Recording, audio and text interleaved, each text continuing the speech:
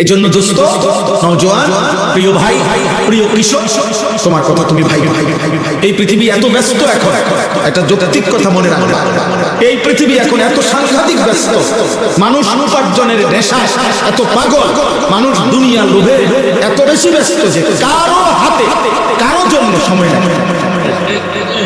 তুমি যদি নষ্ট হইতে হইতে নারী দেখতে দেখতে, উলঙ্গ ছবি দেখতে দেখতে, অশ্লীল দৃশ্য দেখতে দেখতে পচা গল্লা যদি গন্ধ শুনে তোমার কেউ টেনে ধরবে, এই সময় কারণ আমি বলি কারো হাতে টাইম নেই, সবাই ব্যস্ত উপার্জনের নেশায়, দুনিয়া সাজাইবার। প্রত্যেকের টার্গেট বিল্ডিং 3 তলা, প্রত্যেকের জমি কিনা অনেক বাকি, প্রত্যেকের ঘরের ফার্নিচার আরো বহুত বাকি। বেটা সময় তোমার লইয়া পড়ে দাও, তোমার লইয়া পড়ে দাও, কারো হাতে টাইম নাই। এই জন্য এই সুযোগের কারণে আজকে তোমরা অনেক ছেলে নষ্ট হয়েছে। আমরা ছোটবেলায় মনে আছে, দুপুর বেলার ভাত খাইতে নানার বাড়িতে গেছি, তো গোসল করতে গেছি পুকুরে, আসতে দেরি করতেছি, পুকুরে ডুবাইয়া ওই গাছের উপর থেকে লাফ দিতাম আর পানি ডুবাইতাম। দেখা গেছে খাইতে আসতে দেরি হয়েছে, একবার ছোট মামা গেছে, বাগিনা ও একবার মামতো ভাই বড় জন গেছে তোরে ডাকে, আরেকবার ছোট ভাই গেছে, আরেকবার স্বাস্থ্য ভাই গেছে, মানে 5 জন 7 জন ডেকে আনছে, শুধু এই ভাত খাইতে দেরি করতেছে কেন? তো ঘরে আসতে বলছে, দমক দিছে, দুষ্ট হয়ে গেছে, এতক্ষণ মানুষের পানি ডুবাই।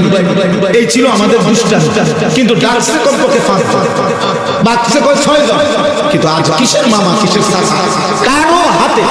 আমার এক ভদ্রলোক বলতেছে, হুজুর এমনও দিন যায় মাসে আমার ফুটে তারে, রাত্রে যখন আমি আসি তখনও দেখি শোয়া, সকালে যখন আমি কামে যাই তখনও দেখি শোয়া, সোজার দেখি। তো কিসের নামাজ, কিসের আল্লাহ, বুঝেন নাই কথা? খবর তো নাই, সময় তো নাই, বাবার সময় নাই, তো এই পৃথিবী বাকি মানুষের সময় থাকবে।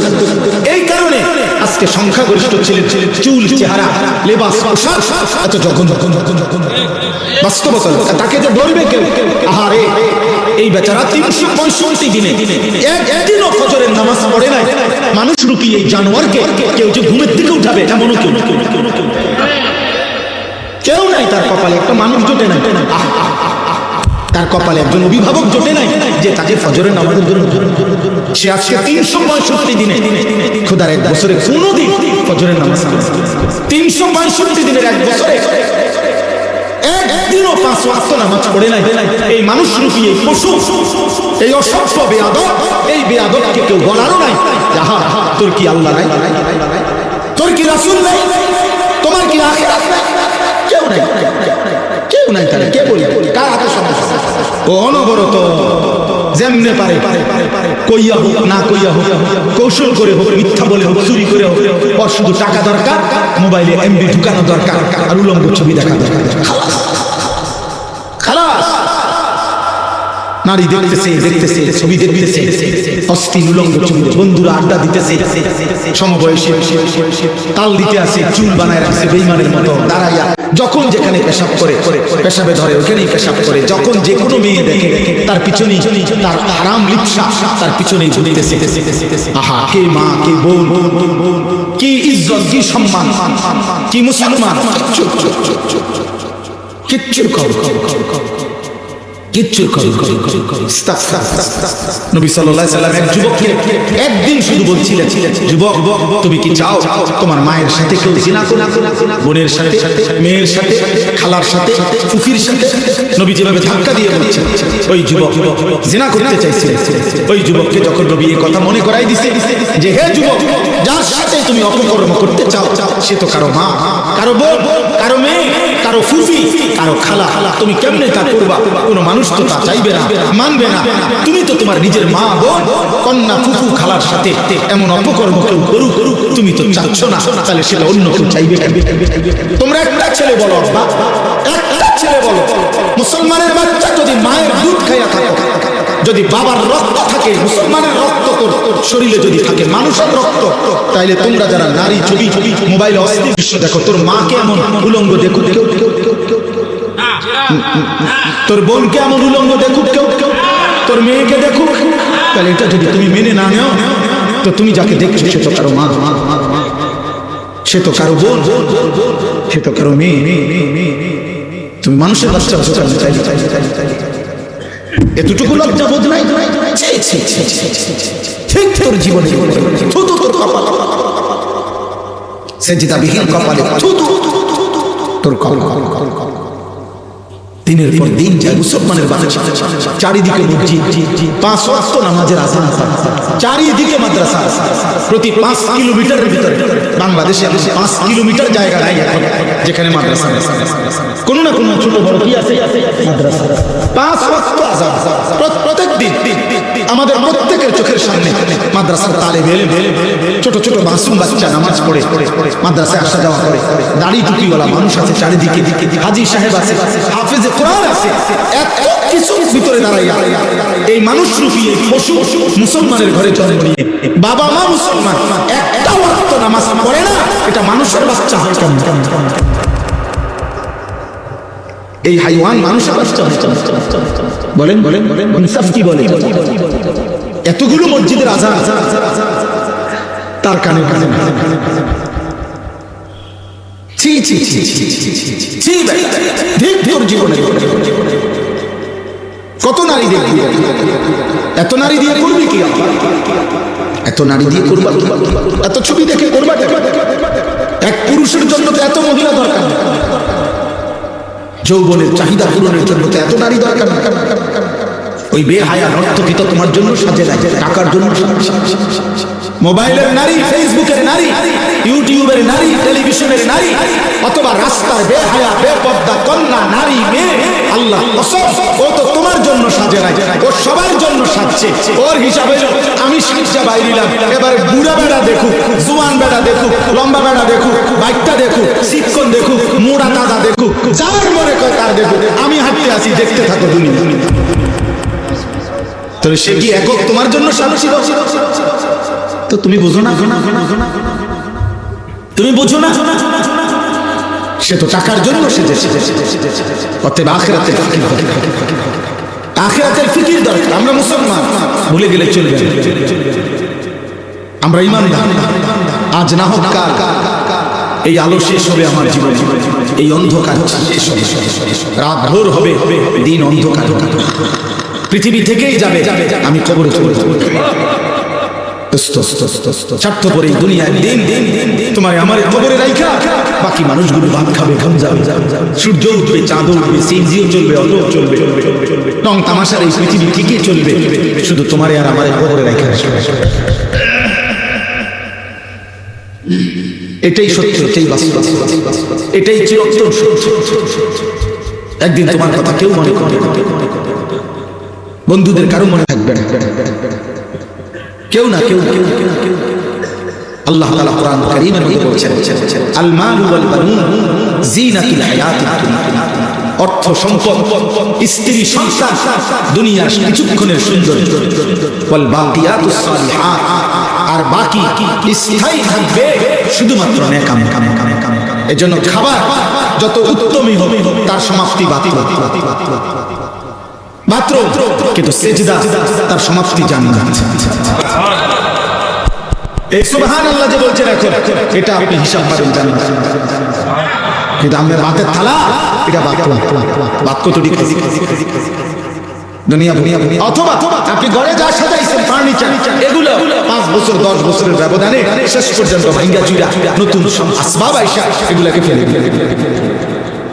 অতএব চলে আমরা ফিকির করি আখিরাত কিসের? ওখানেই আমাদের সমস্যা, ওখানেই আমাদের সমস্যা। কারো হাতে আমাদের ভাগ্য না, আল্লাহর হাতে। 12 তারিখ যারা নির্বাচিত হবে তাদের হাতে এই বাংলার জনগণের ভাগ্য না, বাংলার জনগণের ভাগ্য 12 তারিখও আল্লাহর হাতে, 11 তারিখও আল্লাহর হাতে, 13 তারিখও আল্লাহর হাতে। কার হাতে? সুখ আল্লাহর কাছ থেকে, দুঃখ আল্লাহর কাছ থেকে, শান্তি আল্লাহর কাছে, নিরাপত্তা আল্লাহর কাছে, স্বস্তি আল্লাহর কাছে। আল্লাহ তিনি ভালো রাখলেই ভালো থাকা, তিনি ভালো না রাখলে ভালো থাকার সুযোগ। ভুল করো না, ভুল করো। আমি অনুরোধ করলাম, অনেক ছেলে তোমরা বুঝতে চাচ্ছ কি করছো না করছো, তোমরাই কেন হাসো, কেন নাচো, কি চুল রাখছো, কি নারী দেখতেছো, কি মজা পাইছো। আরে ভাইয়া নিজের হিসাব মিলাও, দিবানিশির হিসাব মিলাও। ওই দেখেন ওরা এখানে দেখেন ফাইজলামি, এই যে দেখেন দেখছেন, এই যে না না, এই তো জীবন, কোনো অভিভাবক নাই। মূল বিষয়টাই মানে নিয়ম দিলে অভিভাবক কেউ ধরতে হয়। মানুষকে সাবধান মনে রাখবে, গরু ছাগলের বাচ্চা এমনি এমনি বড়, কারণ তার কোনো তরবিয়ত থাকে, তার কোনো আখলাক চরিত্রের কিছু, কিন্তু মানুষ এমনি এমনি হয় না। কসম খোদা, মানুষকে কেউ গড়তে হয়, গড়তে হয়। এমনকি কিতাবে আছে যে কোনো বই একটা উত্তম কথাওয়ালা নীতি বাক্যওয়ালা যদি বইও তাকে দিয়ে দেওয়া হয়, এই বই মানুষ গড়তে পারে না, মানুষ গড়ে। জীবন্ত মানুষ তাকে ধরতে হয়। আমার একবারের চুল আমার বড় ভাই 3 বারও কাটাই, আবার সেলুনে সমান হয়েছে, আবার আইসি না হয়েছে, আবার পাঞ্জাবি কিনছি এমব্রয়ডারিওয়ালা, বড় ভাইটাই না ছিঁড়া ফালাই দিছে, না এটা কালকে ফুলওয়ালা একটা টুপি মাথায় দিছি, আব্বাই ফালাই দিছে, বুঝে না ঠিক আছে। আমি জীবনে কোনোদিন সাদা সাথী ছাড়া পড়ি নাই, অন্য টুপি কিনতাম। কেউ ধরতে হয়, কেউ টেনে ধরতে হয়, টেনে। আমার একজন আপনজন ওই ছোট্ট একটা টেলিভিশন কিনে আনছিল আরো আগে, ক্রিকেট বিশ্বকাপ দেখছি, আমি দেখছি হেইতে মাত্র পালসের তলে এটা তুই কই জানি গেছে, এরপরে এটারে ভাঙ্গা গুড়া পাউডার বানাই দিচ্ছে, গুড়া করে একটা পলিথিন করে তে আইসে কইছে 10 হালাই দিয়ে হেতে তো এটা দেখতে বুঝছি কার জিনিস, আর জীবনে ধরে সোজা কথা সোজা কথা গড়তে হতে। আমার 4 বছরের বাচ্চা মেয়েকে আমি সেদিন গত 15 দিন আগে ওই পাশের বাসায় একটা বাচ্চার মোবাইলে কয়েকবার দেখছি, বইয়া বড় মোবাইল, এমন ধমক দিছি যে সাবধান, বার কোনোদিন কারো মোবাইল ধরবা না, দেখবা। এখন আমি বাসায় ঢুকলেই আমার একবার কয় আব্বু আমি বড় মোবাইল দেখি না, কসম কেউ গড়তে হয়, কেউ ধরতে হয়। আজকে অভিভাবক পর্যায়ে যারা আছেন আপনারা সবাই ব্যস্ত হয়ে গেছেন, খাট কালম আর সোফা আর ফার্নিচার, ওই মানুষের লাইক না দেখায় এই সোফাটা বানাইছি দোয়া করে, যে কিটা দোয়া করতে তো বানাইছে না, এটা দোয়া কিটা, এটা নাকি কিটা দোয়া, সোফার দোয়া কিটা, সাত ডালাই দিমু দোয়া করে, কিটা দোয়া করতে কিটা, সাত ডালার একটা দোয়া, একটা মোটরসাইকেল কিনছি দোয়া করে, কিটা দোয়া করতে, মোটরসাইকেলের আবার দোয়া কি, মানুষ গড়ার দোয়া করা। আল্লাহ যেন সন্তানকে মানুষ, আল্লাহ যেন নাতিকে মানুষ করে। কথা তো ছিল এই, আল্লাহ কোরআনে শিখাইছে মুমিনের দোয়া কি, মুমিনের দোয়া রব্বানা হাব লানা মিন আজওয়াজিনা ওয়া যুররিয়াতিনা কুররাতা আ'য়ুন। আল্লাহ এমন বিবি দিয়ে, এমন ছেলে মেয়ে দিয়ে যারা দেখলে, যাদের ঈমান আমলের জিন্দেগি দেখলে চোখটা ঠান্ডা হয়ে যাবে। স্ত্রী সন্তানের জন্য দোয়া, মুমিনের। ইব্রাহিম আলাইহিস সালাম দোয়া করছে রব্বি জাআলনি মুকিমাস সালাহ ওয়া মিন যুররিয়াতি, আল্লাহ আমি ইব্রাহিমকে পাক্কা নামাজি বানায় দেন, আমার যুররিয়াতি আমার সন্তানাদিদেরকেও আপনি নামাজি বানায় দেন। এই নবীর দোয়া। ইব্রাহিম আলাইহিস সালাম ইসমাঈল এবং হাজেরা স্ত্রী মেয়ে ছেলেকে মরুভূমিতে আল্লাহর ঘরের কাছে একাকী যেদিন রাইখা আসছেন, চারিদিকে 1000 মাইলের ভিতরে এক ফোঁটা পানি নাই, গাছ নাই, মানুষ নাই, বেঁচে থাকার কোনো উপকরণ ছিল না, কোনো কিছু নাই বাঁচা। সেই অবস্থায় খোদার কসম কোরআন শরীফে আছে ইব্রাহিম আলাইহিস সালাম ওনার স্ত্রী হাজেরা এবং কোলের বাচ্চা ইসমাঈলের জন্য কি দোয়া করছিলেন, কোরআন শরীফে আছে তিনি দোয়া করছেন রব্বানা লিয়ুকিমুস সালাহ, আমার স্ত্রী সন্তান যেন মাওলা নামাজ আদায় করেন। সেদিন বলছে যেদিন এক ফোঁটা বাঁচার কোন উপকরণ ছিল, ঘর নাই, বাড়ি নাই, পানি নাই, খাদ্য নাই, খাবার নাই, মানুষ নাই, জনগণ। আর আপনার তো সব আছে, আল্লাহ তো আপনার উপার্জন দিচ্ছেন, জমি দিচ্ছেন, আপনি তো আপনার বাবার থেকে জমি পাইছেন, আপনি তো আয় রোজগার কম বেশি করতেছেন, একটু টানা হেসরা তো থাকবে, 1000 কোটি টাকার মালিকেরও তো টানা হেসরা। হ্যাঁ, আপনার ছেলেটা নামাজ পড়ে না, আপনার কোনো দায়িত্ব নাই, আপনার স্ত্রী পর্দা করে না, আপনার কোনো দায়িত্ব নাই, আপনার মেয়েটা পর্দা করে না, আপনার কোনো দায়িত্ব নাই। এমন আপনার মেয়ে প্রতিনিয়ত একটা ছেলের সাথে হারাম সম্পর্ক করবে, তো বেগায়রত মানুষের, আত্মসম্মান আত্মমর্যাদাহীন মানুষের কাজে, যার লজ্জা শরম বলতে কিছু। আল্লাহ আমাদেরকে হায়া দান। রমজান সামনে। এবার আমি আমার কথা সমাপ্তির দিকে যাইতে চাই। আমি আর দেরি করবো না, এই অল্পই কথা। আমি বললাম আপনাদের ছেলেরা বাপ তোমাদের দোস্ত, কোন জনপ্রিয়তায় কিচ্ছু আসে যায় না। আমাকে 1 কোটি মানুষ চিনল, আমার কবরের আযাব মাফ হবে। আমি ঠিক 21 বছর আগে যে পাঞ্জাবি পরতাম এখনো সেই পাঞ্জাবি আগের মতোই চলি। অতএব এতে কিচ্ছু আসে যায় না, জনপ্রিয়তায় কিচ্ছু আসে যায় না। আখিরাত দরকার, আখিরাত। আল্লাহ যেন আপনাদেরকে মাফ করে, আল্লাহ যেন আমাকেও মাফ করে। দোস্ত আখিরাত বলে আখিরাত খায়রুন মিন আবকা। আল্লাহ তাআলা বান্দাকে আখিরাত দিতে চায়, জান্নাত দিতে চায়, মাফ করতে চায়। কোরআন কারীমে আল্লাহ তাআলা বলছে, বান্দা 11টা মাস আমি টানা তোমার কাছে বলেছি ইত্তাকুল্লাহ, ইত্তাকুল্লাহ, ইত্তাকুল্লাহ, ইয়া আইয়ুহাল্লাযীনা আমানু ইত্তাকুল্লাহ। হে ঈমানদারগণ, ইত্তাকুল্লাহ, আল্লাহকে ভয় করো, আল্লাহকে ভয় করো, আল্লাহকে ভয় করো, আল্লাহকে ভয় করো। কোরআন শরীফে এই কথাটা বারবার আছে, ইত্তাকুল্লাহ। ওমান ইয়াত্তাকিল্লাহ ইনতাকুল্লাহ লাআল্লাহুম ইয়াত্তাকুন, লাআল্লাকুম তাত্তাকুন। ইয়া আইয়ুহান নবী ইত্তাকিল্লাহ, ইয়া আইয়ুহান নাস ইত্তাকু রাব্বাকুম। এই বারবার আল্লাহকে ভয় করো, আল্লাহকে ভয় করো, আল্লাহকে ভয় করো। আল্লাহকে ভয় করো মানে কি? গুনাহ ছেড়ে দাও। আল্লাহকে ভয় করো মানে কি? আদেশ পালন করো। এই দুই কথাই আল্লাহকে ভয় করা। আল্লাহকে ভয় করা মানে গুনাহ ছেড়ে দাও। আল্লাহকে ভয় করা মানে আদেশ পালন, গুনাহ বর্জন, আদেশ পালন। বলেন তো কি কইছি? এটাকে কি বলে? আল্লাহ। এটাকে কি বলে? আর আরবিতে বলে তাকওয়া। আরবিতে বলে কি? এক মানুষের জীবনে জান্নাতের জন্য 2 জিনিস জরুরি, ঈমান এবং তাকওয়া। জান্নাতের জন্য কয় জিনিস জরুরি? ঈমান এবং তাকওয়া। বলেন ঈমান এবং ঈমান আপনারা বুঝেন যে কালেমার উপরে পূর্ণ কলিজা দিয়া বিশ্বাস করা, জবানে উচ্চারণ করা, সারা অঙ্গে সেটা বাস্তবায়নের চেষ্টা করা, এটা ঈমান। লা ইলাহা ইল্লাল্লাহ মুহাম্মাদুর রাসূলুল্লাহ সাল্লাল্লাহু আলাইহি ওয়াসাল্লাম। এটা আমার দিলেও থাকবে, এটা আমার জবানেও থাকবে, এটা আমার সারা অঙ্গেও থাকবে। এটা ঈমান। 2 নাম্বার হলো তাকওয়া। তাকওয়া মানে গুনাহ বর্জন, আদেশ আদেশ পালন। এই 2 জিনিস একত্র হইলে খোদার কসম আল্লাহ তাআলা বলছে এই 2টা যার আছে তার তৃতীয়টাই জান্নাত, এরপরেই জান্নাত। উইদ্দাত লিল মুত্তাকিন। আল্লাহ বলেন জান্নাত বানানোই হয়েছে মুত্তাকিদের জন্য। কাদের জন্য? বলে মুত্তাকিদের জন্য, মুত্তাকিদের জন্য।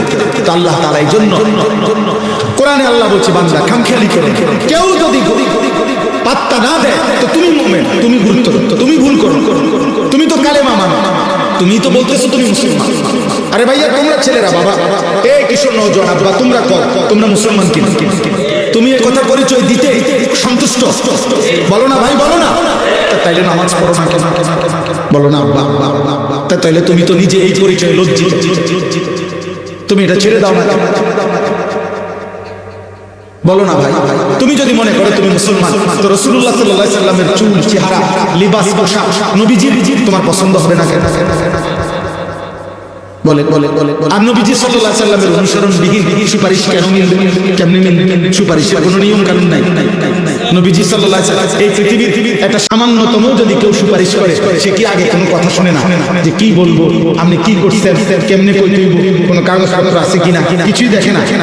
তো রাসূলুল্লাহ সাল্লাল্লাহু আলাইহি সাল্লাম তিনি আপনাকে জাহান্নাম থেকে জান্নাতের সুপারিশ করবে, কোনো কাগজপত্র দেখবেন না, কিছু বলবেন না।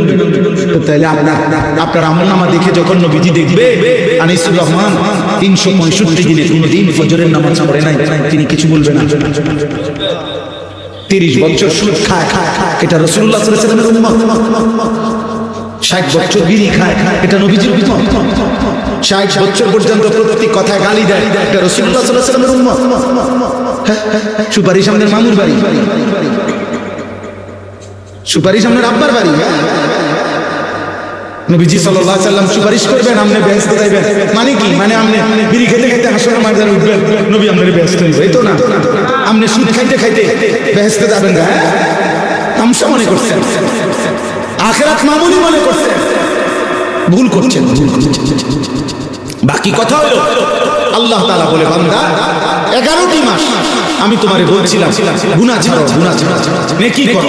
ঠিক আছে বান্দা, 11 মাস তুমি গুরুত্ব দাও নাই, তোমার ভুল হয়েছে, যাও, তোমার ভ্রান্তি। বাকি তুমি যদি মনে করো যে তোমার ভুল হয়েছে, কমতি ঘাটতি বেশি, গুনাহ বেশি, তো ঠিক আছে বান্দা, এক কাজ করো, তুমি একটু ঘুরে দাঁড়াও, আমি আল্লাহ তোমারে যাও সব বাদ দিলাম, 11 মাস বাদ দিয়া আমি আল্লাহ তোমাকে একটা মাস আইয়ামাম মা'দুদা, গুনাহ গুনাহ এক মাস, 30 দিন অথবা 29 দিন, 31 দিন লাগবে না, 32 দিনও লাগবে না, কথা কথাই 30 অথবা 29 দিনে একটা মাস আমি তোমাকে দিলাম, মাহে রমজান। এই একটি মাস রমজান তুমি আল্লাহর ওয়াস্তে আমার কথাটা শুনো বান্দা, তুমি গুনাহটা ছাড়ো, আমার ইবাদত করো, আমি আল্লাহ ওয়াদা দিলাম 30 দিনে গুনাহ মুক্ত যদি চেষ্টা করো, আমার ইবাদত পালন করো, 30 দিনেই তোমার আমি মুত্তাকি বানিয়ে জান্নাতি বানাবো। চলো আমি আর কি করি? একটা ভাই বলে আল্লাহ হাসরের দিন বলে, বান্দা আমি রমজান দিয়েছিলাম তোমার জান্নাত দেওয়ার জন্য, আমি শবে কদর দিয়েছিলাম তোমার জান্নাত দেওয়ার জন্য, আমি শবে বরাত দিয়েছিলাম তোমার জান্নাত দেওয়ার জন্য, আমি জুমার রাত দিয়েছিলাম তোমার জান্নাত দেওয়ার জন্য, আমি জিলহজ মাসের 9 রাত দিয়েছিলাম তোমার জান্নাত দেওয়ার জন্য, আমি আরাফার ময়দান দিয়েছিলাম তোমার জান্নাত দেওয়ার জন্য। আমি আল্লাহ কত ভাবে চেষ্টা করছি বান্দা তোমার যেন জান্নাত দিতে চাই, তোমার যেন জান্নাত দিতে চাই। আমার নবী কত চোখের পানি ফেলাইলাম, 23 বছর আমি আল্লাহ কোরআন নাজিল করে বললাম, এত আউলিয়া, এত পীর, এত বুজুর্গ, এত আলেম, এত ইমাম দিয়ে তোমার কাছে বলাইলাম, আমি আর কি করতাম বান্দা তোমার জান্নাতের জন্য? তুমি কত বড় পাশা, তুমি কামড়া করলা, তুমি কামড়া করলা। এজন্য দোস্ত মনে রাখো, এই প্রশ্নের মুখোমুখি হইতে হবে। কোরআন কারীমের মধ্যে আছে, আল্লাহ বলছে ফাবিআইয়ি হাদিসিন বা'দাহু ইউমিনুন। আল্লাহ বলছে বান্দা 30 পারা কোরআন নাজিল করার পর, এত ভাবে বলার পর, আমার নবীর তায়েফের রক্ত, চোখের পানি, পেটে পাথর বাঁধা কষ্ট, উহুদের দাঙ্গা, শহীদ করা খুন, সবকিছু দিয়ে বলার পর আমি আল্লাহ আর কি বললে তুমি ঈমান আনতা, আমি আল্লাহর কথা মেনে নিতা, তুমি কম। এই জন্য বললাম আসমানের নিচে জমিনের উপরে দোস্ত আল্লাহর নাফরমানকে মানুষ বলে না, জানোয়ার বলা হয়। এজন্য কোরআন বারবার বলছে নাফরমান মূলত কাল আনআম, পাপী, নাফরমান, বেঈমান, মুশরিক, কবিরা গুনাহ। প্রতিনিয়ত যারা গুনাহ প্রতিযোগিতা করে, প্রতিদিন চুরি করে, প্রতিদিন ওজনে কম দেয়, প্রতিদিন মিথ্যা বলে, প্রতিদিন সুদ খায়, নিয়মিত বিড়ি সিগারেট খায়, কথায় কথায় গালি দেয়, প্রতিদিন রঙিন টেলিভিশন দেখে, সারা রাত উলঙ্গ ছবি দেখে, জিনা ব্যভিচারের দৃশ্য দেখে। আরে ছেলে কোনো পরিবর্তন নাই, কোনো মানসিকতায় নাই। আরে মানুষ তো মাঝে মাঝে হোঁচট খায়, আবার লম্বা সময় চলতে পারে, এরপরে মাঝে মাঝে হোঁচট খায়, মাঝে মাঝে গুনাহ তো হইতে পারে, মাঝে মাঝে তো ছুটে যাইতে পারে, আবার ভুল হলে আবার তওবা করবে, আবার ঘুরে দাঁড়াবে। এতটুকু তো কমপক্ষে হওয়ার কথা ছিল না। মিথ্যা বলছে তো বলছে, চুরি করে তো করে, সুদ খায় তো খায়, কিস্তি নেয় তো নেয়, প্রতিদিন একরকম, প্রতিদিন একই রকম, প্রতিদিন মিথ্যা, প্রতিদিন নাফরমানি। আল্লাহ তাআলা বলে বান্দা এমন নাফরমান আমি একদিন জাহান্নামে ধাক্কা দিয়ে ফেলবো। আমার কথা শেষ। এই মাহে রমজানকে সামনে রেখে আমি প্রত্যেকটা কিশোর যুবক, বাবা, ভাই, মা, বোন, আমি, আপনি, জওয়ান, বুড়া, পর্দার আড়ালের বোন, সকলকে অনুরোধ করছি, দয়া করে দোস্ত আমার এমন হায়াত নষ্ট করেন। প্রিয় ভাই নষ্ট হইল না, আব্বা নষ্ট হইল, কেউ মনে রাখবে না রে বাবা। আবারও বলছি, এমন সুন্দর জীবন নষ্ট করো, দয়া করে নষ্ট করো।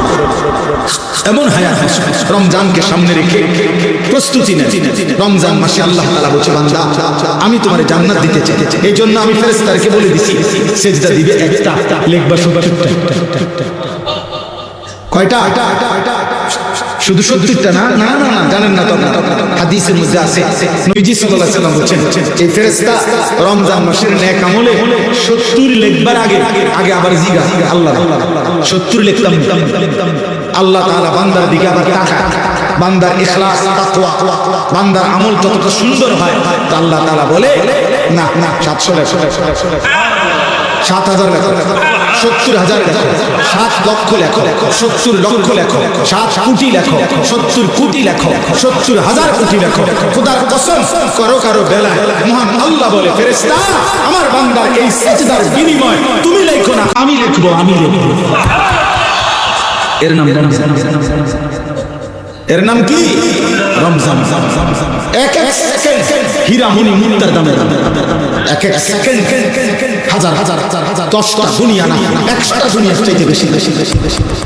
এমন রমজান প্রত্যাখ্যান করে, এমন রমজান নষ্ট করে দিও। শুধু উপাস থাকা না, গুনাহমুক্ত, গুনাহমুক্ত। আল্লাহ বলছে তোমার বিবেকের জন্য আমি দেখাইছি বান্দা, ভাত খাওয়ার অনুমতি ছিল, পানি পান করা হালাল, হালাল স্ত্রীর সাথে মিলিত হওয়া হালাল, আমি এই হালাল জিনিস বন্ধ করে দিছি। তাহলে হারাম কেমনে কেমনে কেমনে কেমনে?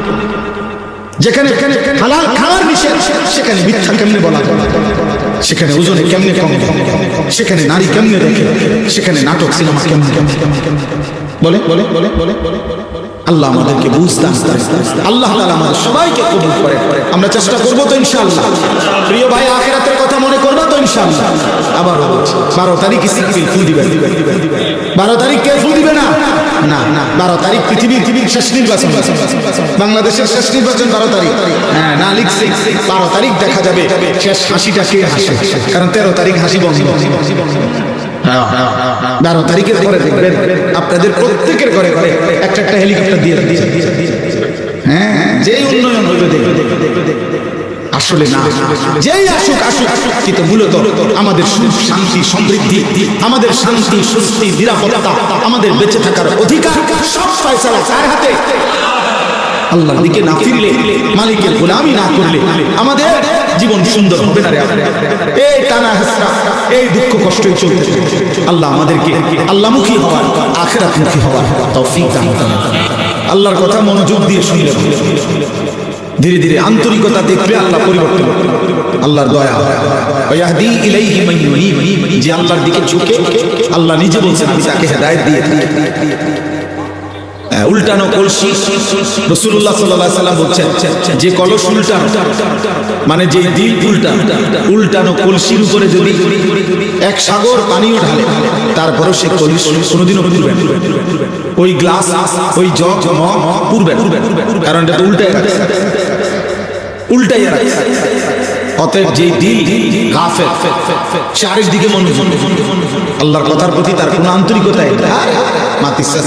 কত হুজুর কত কথা কথা কথা কথা কথা, হ্যাঁ বাদ দেবে এত কথা শুনে শুনে শুনে এই যে খামখেয়াল, আরে হুজুর এই তো দেশটার মধ্যে ফেস লাগায় রাখছে। এই যে একটা বললো চা দোকানে বসে বিড়ি খাইতেছে, আর একটা কথা কয়ে দিবে, যা কত হুজুর কত জাতের কথা কথা পড়ে পড়ে পড়ে পড়ে, মানে একটা মস্কারি করলো, ফাজলামি করলো, মনে করতেছে খুব বুদ্ধিমান, খুব চালাক, আপনি খুব বিচক্ষণ মানুষ।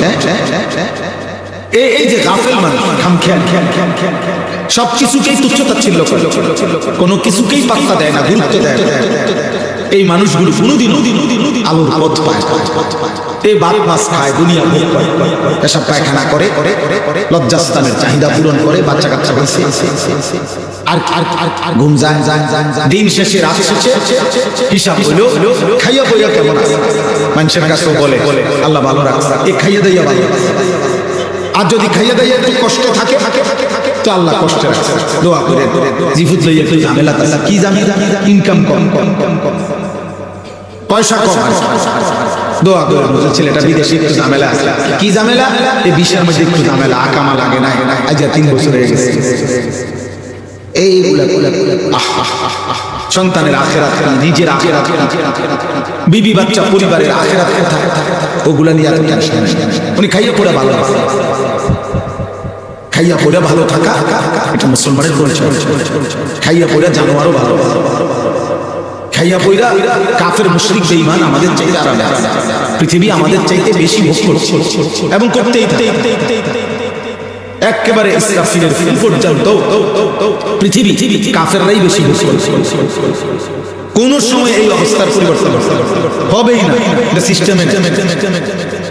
পৃথিবী, দুনিয়া, অর্থ সম্পদ, ভোগ বিলাসিতা, দুনিয়া, এটা বেঈমানি বেশি, এটা আল্লাহর ওয়াদা।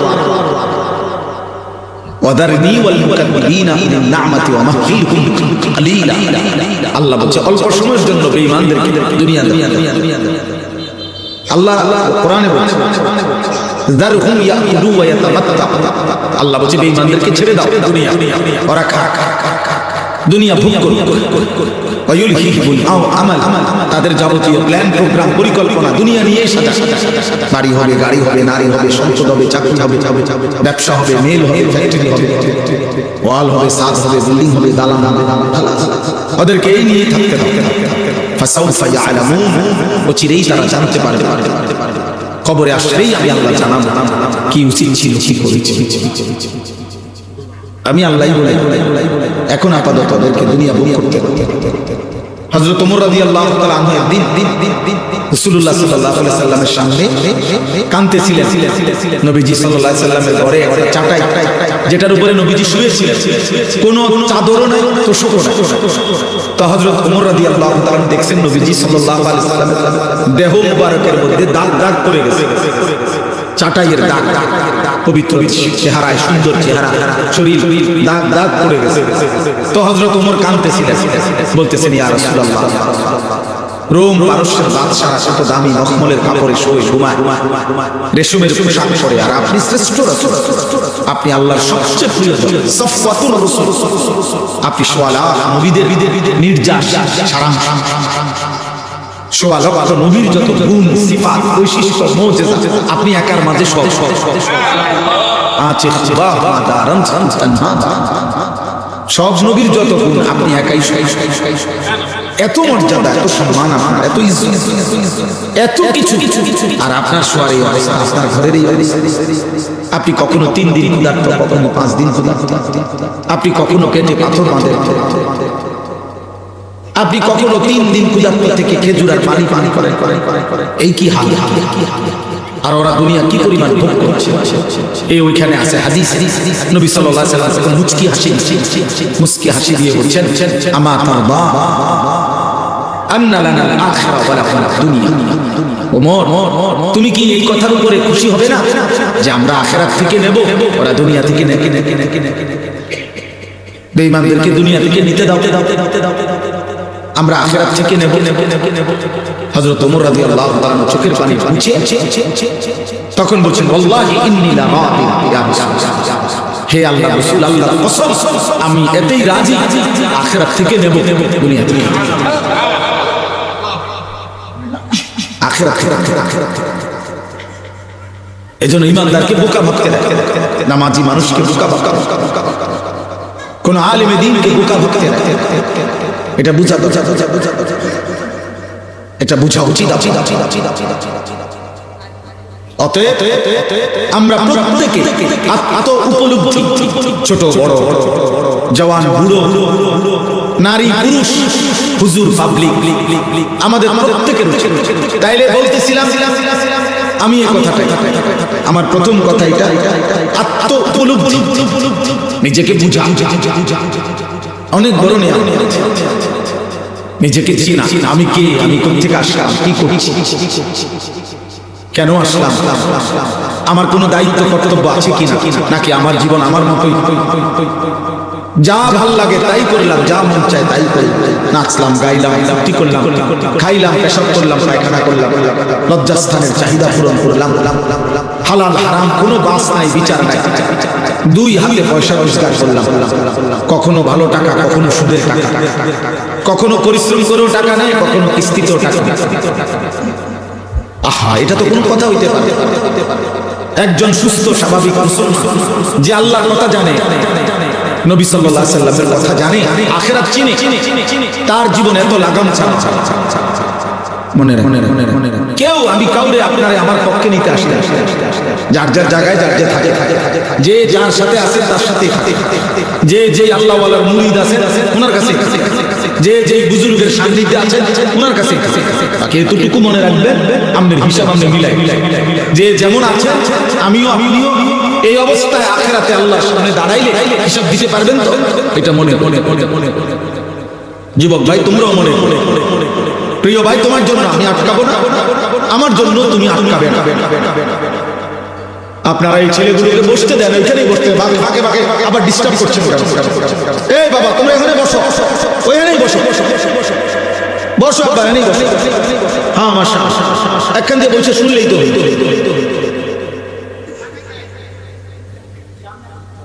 চাটাই না থাকলে ব্যবস্থা করে দিতে হবে। তোমরা ভাই একটু আগে আসো, একটু আগে আসো, অল্প একটু আগে, এই 1 বিঘত আগে, প্রত্যেকে একটু আগে। আরে আরেকজনকে বসার জায়গা করে দেন, সওয়াব হবে। আরেকজনকে জায়গা করে দিলে নেকি হয়। আল্লাহ তাআলা ওই বান্দার অন্তর প্রশস্ত করে দেয় যে মানুষের জন্য জায়গা প্রশস্ত করে দেয়। এটা কোরআন শরীফের আয়াত।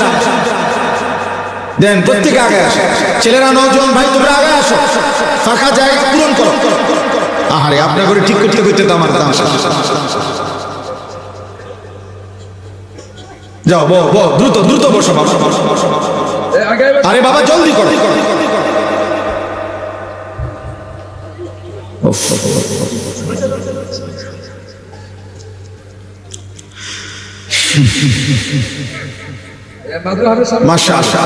তাহলে আমি এই কথাটাই বললাম যে আমরা প্রত্যেকে আত্ম উপলব্ধি করি যে কয়জনই বুঝছেন এই কয়জন, আমাদের কোনো আফসোস নাই, কেউ শুনলো না, কোনো অসুবিধা। একটা সহজ কথা হলো দাঈ যারা মানুষকে যারা আল্লাহর দিকে ডাকে তাদের কোনো শব্দ লস নাই।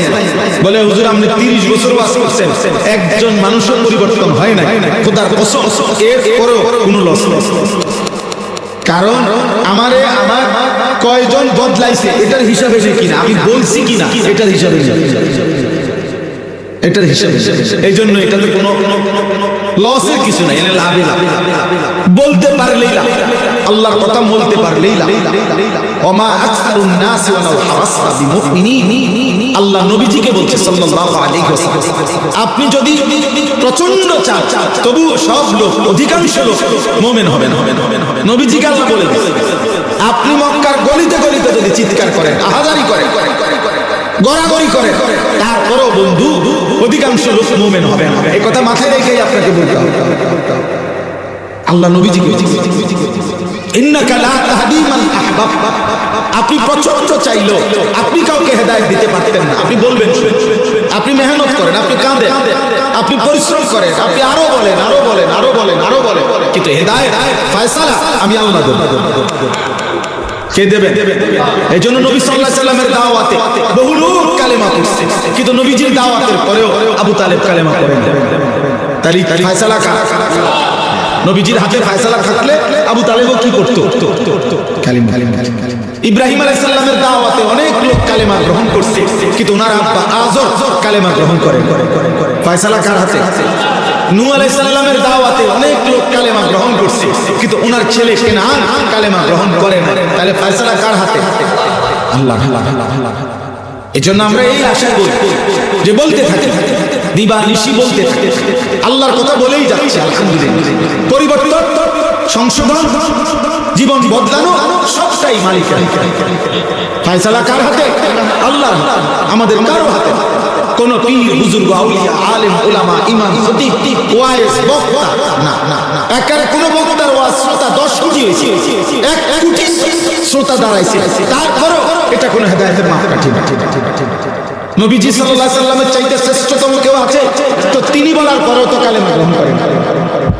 নবীজি সাল্লাল্লাহু আলাইহি সাল্লাম যত লোককে কালেমার দাওয়াত দিয়েছে প্রত্যেকেই ঈমান আনছে। তো যে ঈমান আনে নাই তারে নবী বলেন, তাকে নবী বুঝাইতে পারে না, তার কাছে নবীজি সর্বোচ্চ আন্তরিকতা নিয়ে বলে নাই। কিন্তু ফয়সালা কার কাছে? মূলত